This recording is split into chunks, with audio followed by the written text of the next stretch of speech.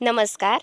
माझं माहेर होण्यारी हे चॅनल चालवणाऱ्या या आमच्या शालन सयाजी पाटील उर्फ आमच्या बनामावशी.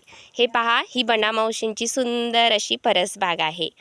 किती छान आहे बघा. छोटीशीच आहे पण बऱ्याच वनस्पती त्यांनी अशा तिथे लावलेल्या आहेत आणि त्यांची तितकीच काळजीपूर्वक जोपासना सुद्धा केलेली आहे. आता ते आपल्याला माहिती सांगतील परसबागेची. त्यांच्या या परसबागेत बघा हा मांडव आहे. याला मांडव म्हणतात. कडेने 4 खांब लावून त्याच्यावरती वेल चढवली जाते. तर बनामावशी, या कसल्या शेंगा आहेत? उसावरल्या शेंगा म्हणायच्या. ह्या लांब शेंगा असतात. ह्या चांगल्या चवीला असतात आणि खायला पण छान असतात. ह्या आता लागायला लागल्यात. आता 2 दिवसात तोडणार. याची भाजी तिखट घालून वगैरे करायची ना? हां हो. बघा हा मांडव आहे. किती थंडगार वाटते ना इथं. ह्या तुरीच्या शेंगा आहेत. मोठी तुरीला हे काय तुरीच्या शेंगा. मोठी तुरायची म्हणजे आपण आमटीला जी तूर डाळ वापरतो ती शेंग. ह्या अशा शेंगा लागतात. वा, बघा हे तुरीचं झाड. माहित नसेल ना कोणाला तर बघू शकताय. असते आणि हे इकडं ह्याच्या वाटाणा हा तुरीची शेंग बघूया. बघा किती टपोरी आहे तुरीची शेंग.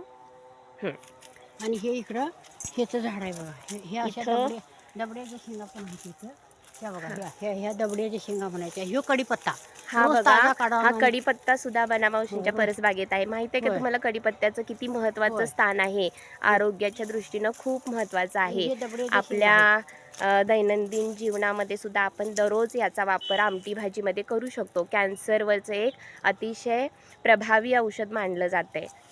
तर ते आमच्या परसबागेत आहे. काळा घेवडा म्हणते त्याला. इथं ह्यो काळा घेवडा आहे बघा. काळ्या घेवड्याच्या शेंगा इथं आहे. तिकडे आत भरपूर आहे बघा आपण मांडवाच्या खाली आलोय. ते बघा तिकडे बघा इथे आहे ही काळा घेवडा. याला म्हणतात काळा घेवडा. इथं आहे. हे बघा किती सुंदर लागलेला आहे शेंगा. त्यानंतर हे काय आहे? हे पान मुतखड्याचं आहे. औषधी आहे. याला पानफुटी असं नाव आहे. शास्त्रीय भाषेत याला पानफुटी असं म्हणतात. 4 दिवस खायला तर मूत खराब त्याला बंदच होतं. मग कशा पद्धतीने खायचं? सकाळी चावून खायचं. अनस्फुटी ती पानं काढून खायची असतात ती. हे बनामावशी हे काय आहे? हे रुईचं झाड आहे. हे रुईचं रुई आहे. म्हणजे हे मला वाटतं ते हनुमानाला याच्या पानांचा हार घालतात. आणि शिवाय आरोग्यदृष्ट्या पण महत्वाचं आहे. आणि ह्या मुळ्याची शेंगा, हे भुईमुळा हे लागतोय. हा भुईमुळा. शेंगाचा मुळा. त्याला शेंगा लागणार. शेंगा लागतात. हे लिंबूचं झाड ना बनामावशी? हे पहा लिंबू. किती टपोरे टपोरे लिंबू लागलेले आहेत. लिंबूला सुद्धा आपल्या आरोग्यदृष्ट्या खूप महत्त्व आहे. आपल्या आहारामध्ये याच्यामध्ये व्हिटॅमिन सी भरपूर प्रमाणात असतं आणि आपली रोगप्रतिकारशक्ती वाढवण्यासाठी याचा वापर होतो. किती मोठं झाड आहे. दररोज ह्याला औषध म्हणजे 8 रोजाला फवारणी चालू आहे. आणि सेंद्रिय खत आणि शेणीचं पाणी करून घातल्यामुळे हे एवढे फळे आल्यात. ही फुलं आल्या. शेणीचं पाणी करायचं म्हणजे म्हशीचं शेण. शेणी भिजत घालायच्या. सकाळी टाकायचे त्या. होय काय? म्हणजे हा एक सेंद्रिय खताचा प्रकार आहे. होय ना? ह्या शेंगा बघा. ह्या अशा लागल्यात. ह्या शेंगा किती छान लागलेल्या आहेत बघा शेंगा. या घेवड्याच्या शेंगा. घेवडा वाटाणा घेवडा म्हणतात त्याला. वाटाणा घेवडा. किती वेल फुटलेली आहे पहा इकडं तिकडं. वा, किती छान. हे सगळं आमच्या बनामावशींची मेहनत दिसते तुम्हाला.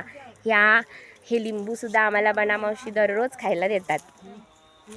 ही आहे तुळस. बघा, तुळशीला सुद्धा आपल्या भारतीय संस्कृतीत खूप महत्त्वाचं स्थान आहे. आपल्या दारात किंवा परसामध्ये तुळस असावी असं म्हणतात. आता इथं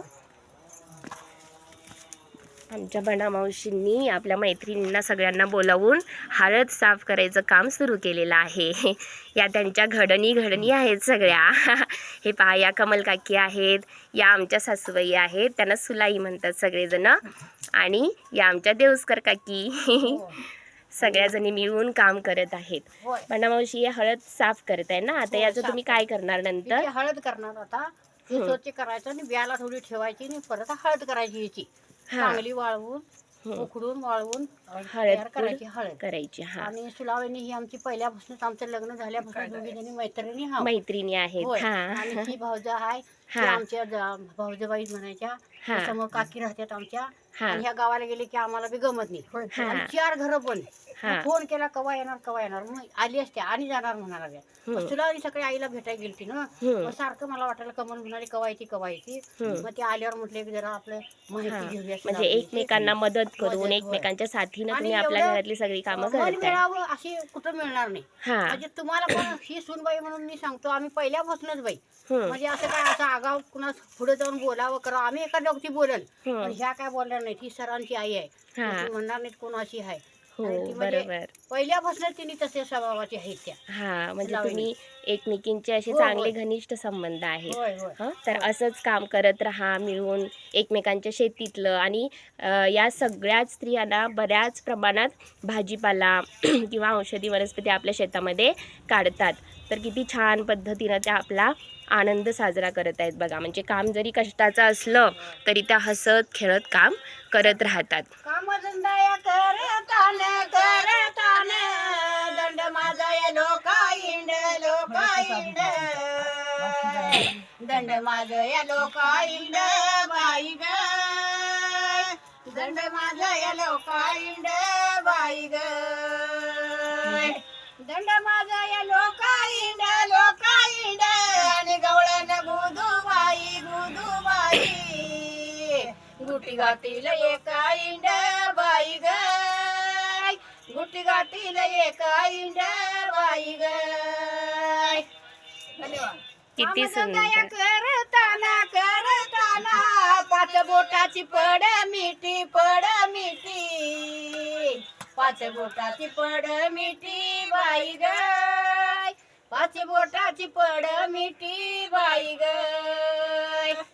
5 बोटाची पड मिठी बयाच्या दुधाईची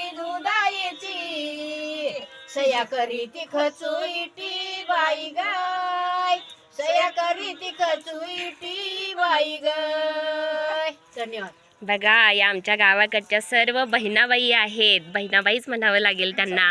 म्हणजे किती छान त्यांनी आपल्या 4च ओळीची गाणी म्हटली, पण त्यातून त्यांनी मिळून काम करण्यात, एकोप्यानं काम करण्यात किती आनंद असतो आणि किती ताकद असते, किती गोडीनं आपण काम करू शकतो ते त्यांनी सांगितलेलं आहे. म्हणजे असं म्हणू नका की जरी अशिक्षित वाटल्या तरी त्या खूप सुशिक्षित आहेत, सुसंस्कारी आहेत आणि तितक्याच हुशारही आहेत. मग आवडलं ना आमच्या या गावाकडच्या बायका तुम्हाला? धन्यवाद. हं.